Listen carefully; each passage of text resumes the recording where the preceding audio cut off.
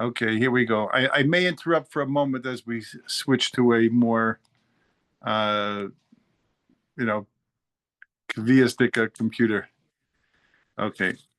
Okay, so I thought I would start tonight just a few tidbits on the Haggadah. I still say for those people who are running a Seder, I think, and you get overwhelmed by all the different things you could do. You hear all these different ways of engaging at the Seder, and there are certainly ways to engage children at the Seder. I would urge you, I see that Torah Sem has put out 3 short videos by really excellent mechanchim, Rabbi Aliman and Rabbi Yaakov Alkabiz, and a third, maybe Rabbi Grossman, I don't remember, different ways to engage children at the Seder, and those things are terrific. I'm just trying to give some insights into the Haggadah to give us a flavor, a little bit of a flavor on the Haggadah as we go into Pesach. So I'm going to start with the in the Kapitel Avodim Hayinu. So the Baal Haggadah writes, "Va'afilu kulanu chachamim, kulanu nevonim, kulanu zakenim, kulanu yodim esatorah, mitzvah l'saper b'tzias Mitzrayim." Even if we're chachamim or nevonim, zakenim, yodim esatorah. So the Chavetz Chaim, I've said this before, the Chavetz Chaim made such an amazing diak over here, where I think has to be repeated, that vice dice, you could be a chacham and a navon. You could be a chacham and a navon, and not yodei satorah, but the ikr is the opposite. You could be yodim satorah, but not be a chacham and a navon. And this is an amazing maisa in terms of our whole mahus, that in terms of giving over to our children, we could have a lot of chachma and, 1 second. Hold on. I'm switching. Can you do that one? Click that one. Hold on, everyone. Yeah, I'm muted. Hello.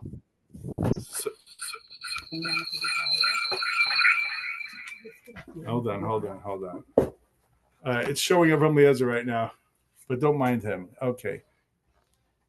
So even if a person is Yodim Satorah, but the ikr is Chacham v'Navon, because there is such an ikr in this. I want to say about one Maisa with the Rosh Hashiva Zatzal that always sticks out in my mind. There was a Maisa in Eretz Yisrael, like we have now, a Maisa. There was a lot of the Intifada was going on, and there was a word going around there of Shabbos that everyone should makabel Shabbos 10 minutes early.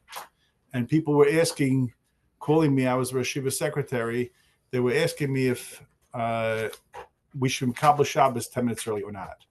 So I called the Rosh Hashiva. I think it's the only time I called the back line of the Rosh Hashiva. And he answered, it was Erev Shabbos. And I said, all the Talmidim, the Kolo, they want to know whether or not we should be makabel Shabbos early. So the Rosh Hashiva said, and he had no knowledge. He didn't have time to consult with anyone. It was an hour before Shabbos, and the guys wanted to know they wish makabel Shabbos 10 minutes early. So he said, I'm an old man already. I went through different pogroms with the Chazon Ish and the Brisker Rav and Rav Aaron and Rav Moshe and Rav Yaakov, and he doesn't ever remember there being a takana of being makabel Shabbos 10 minutes early. And he would say that, tell the guys they should not be makabel Shabbos 10 minutes early, because even if Gans Klal Yisrael was makabel Shabbos 10 minutes early, and one couple got into an argument, because it's very stressful Erev Shabbos in people's homes, and if you try to makabel Shabbos early, it can become even more stressful. And if one couple is going to get into an argument, it's not worth the entire segula of the whole Klal Yisrael being makabel Shabbos 10 minutes early. And therefore it wouldn't be kedai. And therefore he said it should not be done. And as it turns out, it didn't come from Rav Shach, as people were saying. It was, one of those rumors that were just going around. The Rashiva had amazing ability to be a chacham and nava, and he figured out that it couldn't have been real. First of all, based on experience, then also to understand that it couldn't have been wouldn't be the proper segula. So okay, so let's go on. The Bala Gada says that Keneged Arba Bonim Dibra Torah, that the Torah was speaking over here to the four sons, the Chacham, the Rasha, the Tam, and the Elisho. And this vort was pointed out that it says that the real nature, we always want to know, like, what is our children? Am I speaking to a Chacham, a Rasha? What are our children? We look at them. So the Rashi says by Vayigdalu Anorim, Rashi and Bereshis by Yaakov and Esav. So Rashi says that the true nature of a child is not realized until they've matured, and until then, we're supposed to daven and be hopeful that he becomes the real Chacham. So I saw this great word from Rabbi Yaakov Kamenetsky. I want to say it over. He says there's a halach in Yeredeya. If we have any, smicha candidates over here. So there's halach in Yeredeya, Siman Pei Aleph. It says in terms of being yonik for a child to nurse from a non-Jewish woman, the Ramah says, "Mikom mokom lo yaniku chalav min mitzvahs imef shebisraelis." Shouldn't give a child to nurse from a mitzvahs if you can have a Yisraelis. The chalav avodas kachamim betamtem alev umolid lo tevara, because the milk from a non-Jewish woman could possibly taint the heart, clog up the heart, and will lead him to a tevara. We know all this, but it's only if you can. It's preferable, of course, always to try. It's not usher, but better if you have a Yisraelis to use Yisraelis.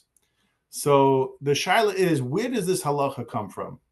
It's just fascinating. Rabbi Yaakov points this out. So the Vilna Gaon, I checked this out in the Bir Agra in Siman Pei Aleph. Where do we derive this from?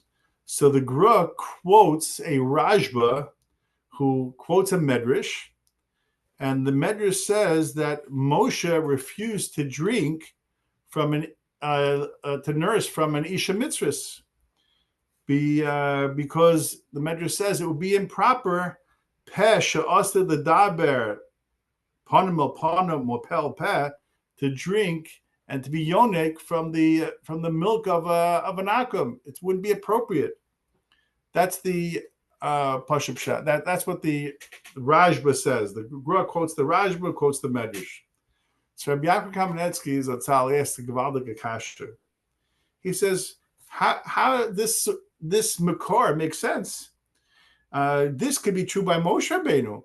Moshe Rabbeinu, yeah, he was going to be the Moshe. He was going to be the leader of Klal Yisrael. Of course, Moshe Rabbeinu cannot be yonik from a Isha Mitzvahs. He's going to be the Navi, Shabbat Aviyim.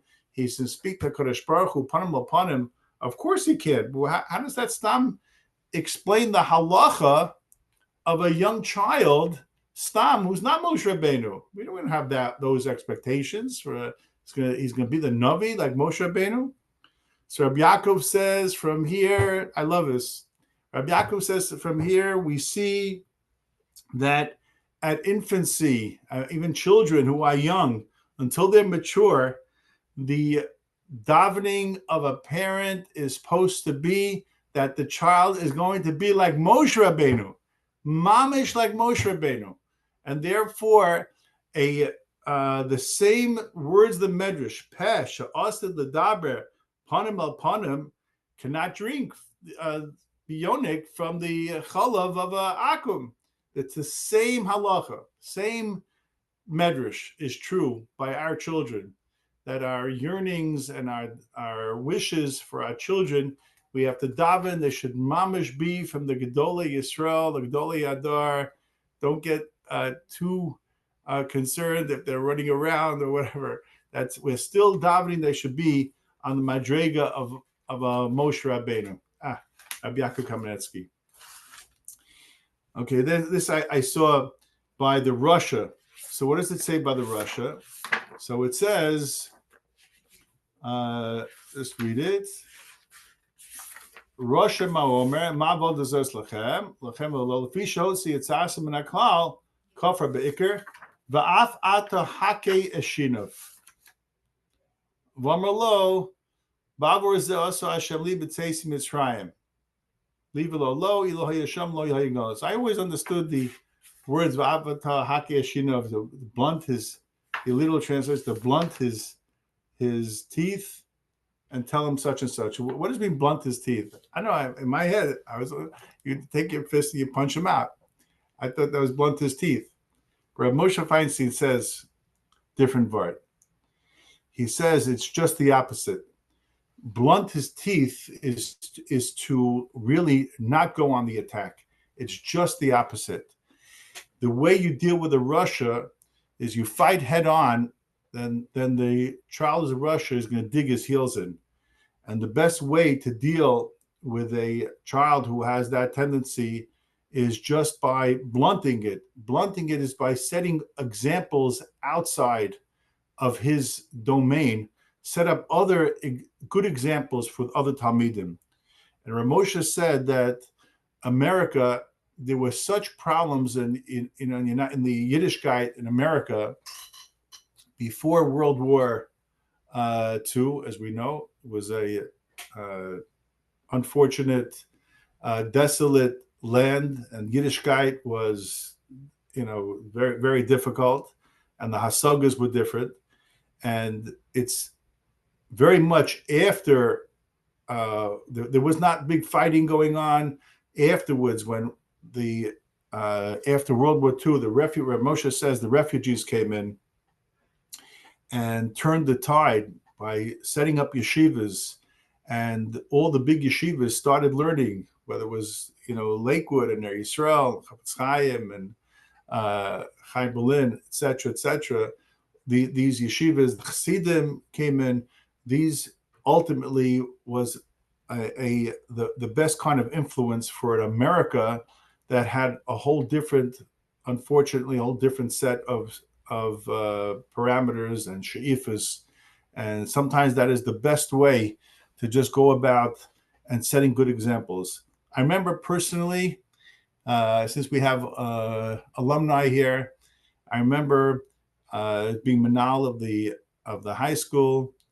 So it was sometime mid-January, it was 2004, 2005. I know I'm looking over here. I'm such old people over here, but Lu Yitzur, they were old. Even Rabbi Nossi Yeshai, you're not so old either, right? So 2004, 2005. I remember that year. It was a meeting. I was not Rosh Hashiva. There was a meeting in Rabbi Chait's old office, which is now, I don't know what that is right now, on the Clermont campus, that corner office, which I don't know who's in there. There was now a conference room, and it was Rabbi Chait's office. Rabbi Chait, Rabbi Luben, Rabbi Neumann, myself were discussing the ability to add more hashpah into the high school. We were ready to take a step up. We felt there was a need.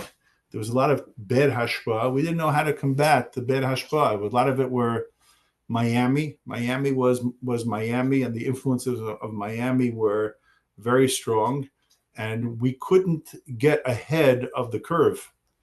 So we mamish, it wasn't this particular vart. I think the chazal that was said over at that meeting was Barasi Yetzahara, Barasi Torah Tavlin, and HaKadosh Baruch Hu created the Yetzahara. We have to fight the Yetzahara with Torah. How are we going to fight with Torah? How do we add more Torah? The Talmid didn't necessarily want to learn more Torah. So we came up with this idea. We're going to add, there were about 70, 75 kids in the high school at the time. And we said we're going to add, there were 4 shiurim, 9th, 10th, 11th, 12th. We're going to add a 5th shiur. and it can only be for boys who want to learn extra.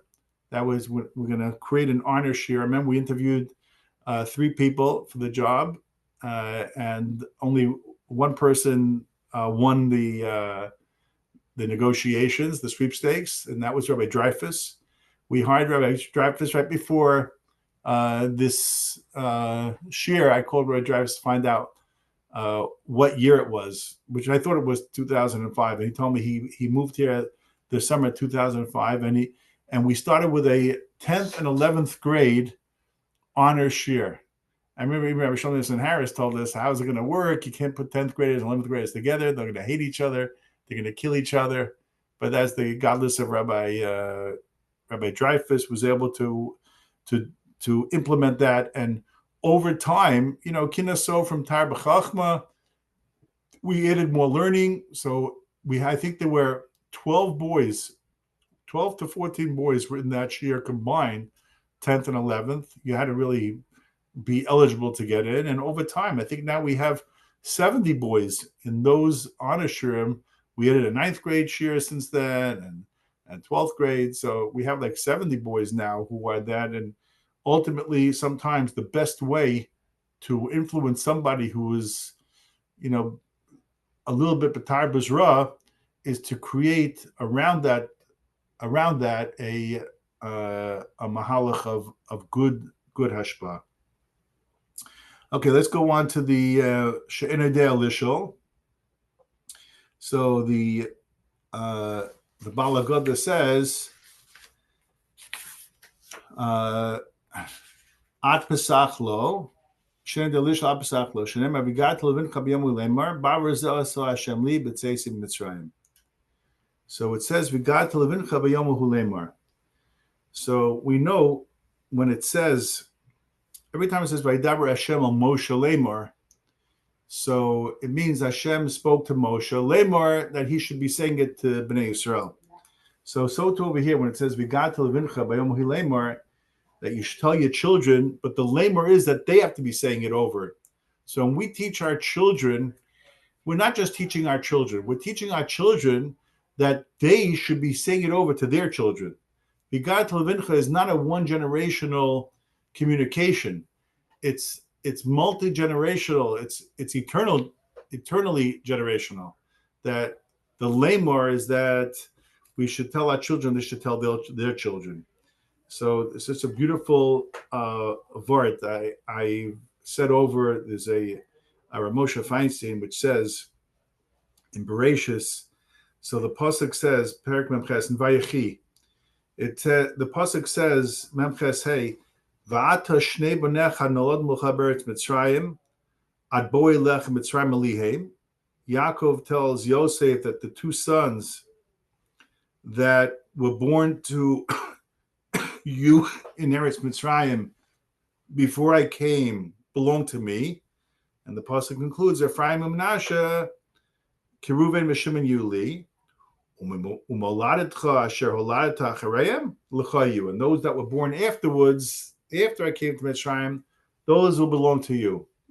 Technically, who are they considered from? Are they considered from the Shiftei Ka? Or are they considered the sons of Yosef? So Ephraim and Menashe, that's the Pashup shot, were considered Yaakov's, and the other children that came after Ephraim and Menashe, those would just be the sons of Yosef. So Rav Moshe asked such a gavaldik kasha. He said, L'chora, it should be just the opposite. Mamish, just the opposite.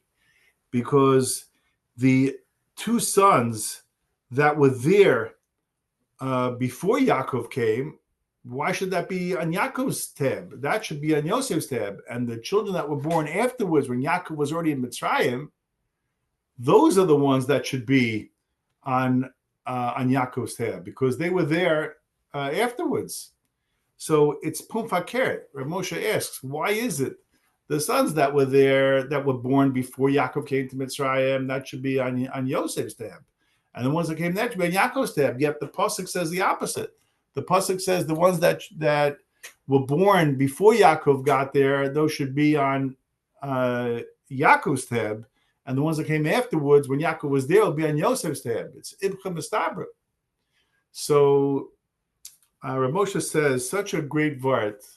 It's Kedai Mamish to remember this. He says, Ephraim and Menashe, who were mushba by Yaakov, but they were mushba on Yaakov not because Yaakov said anything. They were mushba by Yaakov through his teaching to Yosef. Yaakov never spoke to Ephraim and Menashe. Come out. The chinuch of Ephraim and Menashe came through Yosef. And yet the godless of Yaakov was that he was able to see that his chinuch to Yosef resulted, that it even extended to Ephraim and Menashe. That would be lihaim. Therefore, they're considered from me. And the ones that came afterwards, that's routine. That's the regular chinuch. So that already doesn't, tally on. You don't see the godless of Yaakov. Mela, they were not part of the Shiftei Ka, which is just an amazing, amazing vart. That when we try to be mechanech our kids, we have to think the end game, the long game. The long game is that our children, when we speak to them, the love that we show them, the care that we show for them, the lessons that we try and teach them. I know that when they're little, it's not, we don't see this so much, but over time, what they're absorbing is not just a transmission of Haggadah to Vincha from father to son, but it's really transformational. It's Fedorus. And that's just such an important concept to keep in mind. Okay, just to move in. We have a couple of minutes. I really might make sure we don't extend too long, but I'll just try and be makatzer a little bit. It says that the Dalit Kosas are connected the Dalit Lashoni Gula. The 4 Kosas are connected the 4 Lashoni Gula, the languages of the exile, Votsesi, Vitzalti, V'Ga'alti, V'Lakachti. So I saw a great word for Reb Shaya Cohn said over. He said of this word from the Sforno that each Lashon Geula represents a different time of the Galus. And we have to express Hakaras HaTov for every single part of the Galus and express our Hakaras HaTov. And I was thinking that every single person, we have Dalit Kosas, we should really go into Pesach and realize which one of us could have gotten to where we are without amazing times that we have to express our Hakaras HaTov. That we could at least find 4 connected the Dalit Lashoni Gula. I was thinking myself, not that this is the 4 about, just very quickly, I was thinking myself, I switched from a more modern elementary school, Mizrahi Elementary School in Borough Park, which was the last of them left. And I basically switched. My brother gets the credit because when my father, Zichron Lebracha, asked my brother before Shavuos in 6th grade, what did you learn about Shavuos? My brother said Shavuos. Yeah. On Shavuos, you're supposed to eat cheesecake. So my father did not like that answer. He thought that there should be something more meaningful taught about Shavuos, and he yanked us out of that school, and we switched to a different school that was deemed a little bit more Torah-dik, and that I think that was one Lashoni Gula. Then when I was in 12th grade, I was planning on going to Merkez Torah, and 3 things happened. Number one, the Kamenetz where I was, for the only time, I think that year and the following year, the only time Kamenetz ever allowed Chavetz Chaim to come in and recruit. And they came in, Rabbi Ben Zion Chait came in to recruit in Kamenetz in 12th grade for his uncle's yeshiva in Eretz Yisrael. And Rabbi Saul Fromwitz came with him. And I still wasn't going to go. We were going to go to Merkez Torah. But Rabbi Sharfman, who was my classmate, he decided he was going to Merkez Torah also, and he switched last minute to Chavetz Chaim. So I said, "Oh wow, Rabbi Sharfman switching. He was the smartest kid in the class. So Rabbi Sharfman switching, Zichron Lebracha, I'm going to switch too." So that was a second Lashoni Gula. Then of course, my third, the Yeshiva pushed Chabotzas Torah. I was sold on going into chinuch by December of my first year in Beis Medrash. I don't know about anyone here. I was hooked by December, though I couldn't tell anyone for years to come. But I was in my head. I was done. The Rashiva had an amazing impact, and also I ended up my whole career in Miami because I branched for one spell in Miami. So when they had to hire someone, Rabbi Grunlett already knew me. Rabbi Chater already knew me. It made a very big difference. I think every person, we should try and see if we could, come up with 4 times in our lives and just like that. That's the geula. Our own personal geula has to be experienced at the Seder. I mean, it's not just a historical celebration. We have to realize that Klal Yisrael had their geula, but each one of us really experienced our own geula to get us to wherever. If everyone's sitting on this, Zoom call, you deserve to experience a lashon geula. So we try to come with 4 times in our lives. I picked 4. I thought they would be interesting. I probably could have picked, many more than 4, but I picked those 4 for tonight. And the last thing I want to say over, with this we'll close, is just like we talk about a Hakaras HaTov. I saw this amazing shmooze from the altar, Oretz Safon, and it's just an amazing vart. The pasuk says that when Hashem instructed Moshe to go to Paro and lead Bnei Yisrael to Mitzrayim, so the pasuk says, "Vayelech Moshe el Yeser Chasno," that Moshe first went back to Yisro. And it's very confusing. Why did he have to go back to Yisro? Hashem told Moshe to go to Paro and take the Jewish people out of Mitzrayim. And Moshe said, no, first I have to go to Yisro. So what's going on? So Taka looked up the Medrash Shmos, Medrash Rabbah, Daled Beis. If you have opportunity, you should take a look. Daled Beis. And it says that the Medrash says that Moshe Rabbeinu says, I can't go to Paro and lead the Jewish people out because Yisro, it says, Eni Yachol, Ribon Olam, Eni Yachol. Yisro opened his house up for me. He treated me like a son. I can't go to Paro to lead the Jewish people out unless I get Rishus from Yisro. And then Yisro gave Moshe Rishus, so then he left. But just the hair. Had Yisro said, no, I really don't want you to go. So what would happen? The whole geula of Klal Yisrael would have been delayed, I guess, until they found a replacement. Look at Moshe Rabbeinu's, look at the personal opportunity. He was being appointed Moshe Rabbeinu. He was being appointed Rabbeinu of Klal Yisrael, the leader of Klal Yisrael. He was giving that up. And what about the Mem Teshari Tumah that Klal Yisrael is on, and all the terrible things? If they reach the 50th level, it would be terrible. But Lemaisa still, Hakaras HaTov to Yisro, he was not able to say yes unless he first got Rishus from Yisro. It's just a mind-boggling thing. Sometimes our Hakaras HaTov that we have to have, it's like a brick wall. There's a Meiser of Moshe by a Chasana. He was in a rush to leave, but he couldn't leave. He waited like 10 minutes. Somebody was davening Shemona Esrei, didn't realize that Moshe was waiting, and he said, guys, say Shemona Esrei, it's like a brick wall. There are certain things that are like a brick wall. So Hakaras HaTov, especially over Pesach, when we're mamash experiencing Gula and giving Imaket to HaKadosh Baruch Hu of everything he did for us, it's a Zman Simcha. It's a Zman that we could really spend time with our families and to really just see the good in everyone. And I always think like my father, what I learned was he was up for like 72 hours straight before Pesach. He was in the retail food, the retail food line. It was mamish nonstop. He probably didn't sleep for 72 hours. By the Seder, he mamish fell asleep probably right after Kiddush, and he sat down, or after he washed, he mamish fell asleep. And people said, like, what did you learn from your father by the Seder? I learned how happy he was. Even that was transmitted, because the times that he was up, he was, he was happy and he was singing, and, but Pesach night, anything you do, just don't get upset. There are a million things to get upset about. He was never upset by the Seder. He was always in a happy mood. And I think that wore off. I just remember that simcha, what got transmitted.